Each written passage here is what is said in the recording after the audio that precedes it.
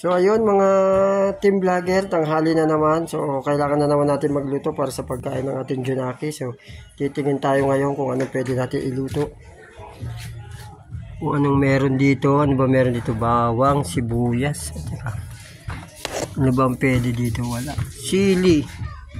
So wala na talaga. Zero. Puro langaw. Yan. Kunin natin to.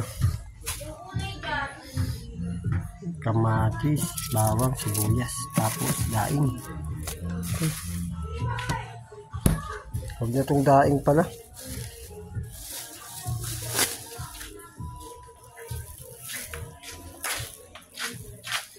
Yun, ang meron lang tayo ngayon dito ay sibuyas, kamatis, saka bawang. So,